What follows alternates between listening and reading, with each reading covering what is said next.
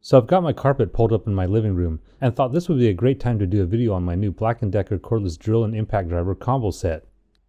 Not sure why it took me so long, but these are my first cordless tools. I'm really enjoying not having to drag an extension cord all over the place. I should have gone cordless long before now. And even though this set comes with 2 power tools, there's only 1 battery in the box. The nice thing is that this battery works with all of Black & Decker's 20-volt cordless tools. It simply clicks into place and feels very secure. It also adds counterweight to the handle, so the drill feels totally balanced. On both the drill and impact driver, the forward and reverse switch can easily be accessed with a thumb and index finger. And the handles are covered in a tough, grippy rubber material. Near the heat vent, they attached a clever rubber gasket here so the drill won't slide when it's set down on its side. Like most drills these days, there's an LED light next to the trigger. On the drill in particular, there's a bit holder on the back that's really handy for storing the included combination Phillips and flathead bit. But I always keep it set with me so I've got all the attachments I need for whatever I'm doing. The Black & Decker cordless drill also has this torque dial. And to be honest, this is the first drill I've owned or used with this feature. It helps prevent over-tightening of screws, but I'll demonstrate that later in the video. And now let's move on to the impact driver. It's almost exactly the same as the drill except it's a little bit stubbier in the front. But this is what you need to drive in tough screws, which I'll also demonstrate later in the video. The front of the impact driver is different than the drill, and if you've never used one before, here's how to insert a bit. And by the way, there's a handy magnetic holder up on top. So just pull out on the collar, insert, and release. It's now locked in and secure. To remove it, just reverse the process. The bits that are compatible have this little notch at the end that the driver holds onto. And in this old Black & Decker kit I have here, I know I already have other bits that I can use with this.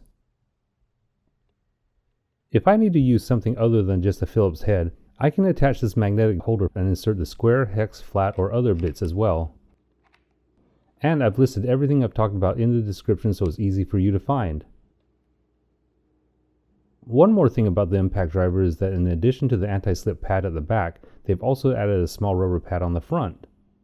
I've found it really helps to have this here, and it would have been nice if the drill had this too. Okay, I've been trying to tighten up the subfloor in my living room before the carpet installers arrive, and I'm glad I recently bought this Black & Decker drill set. For so long I've been using my corded Ryobi drill, which still works great, but I'm fully embracing cordless tools after owning this Black & Decker combo for about a month.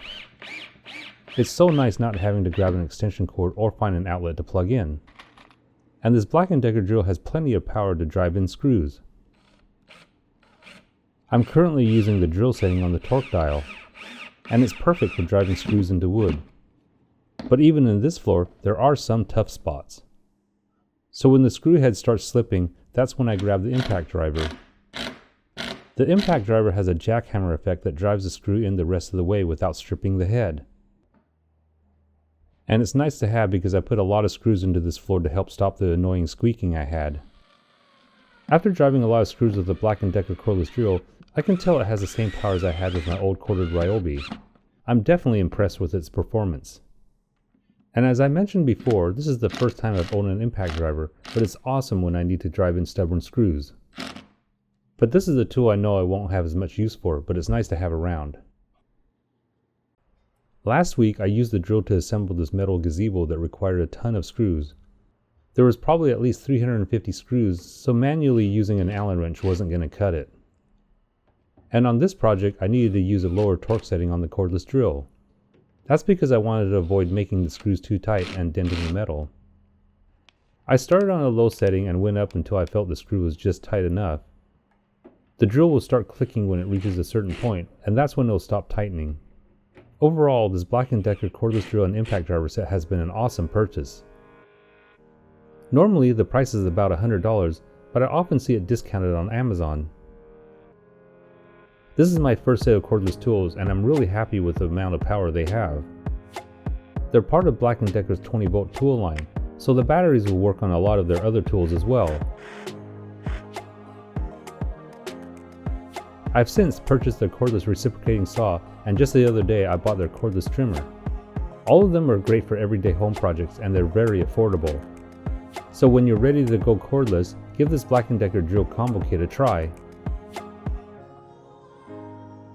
If this video was helpful, please give me a thumbs up and hit the subscribe button to stay up to date on all my home repair projects.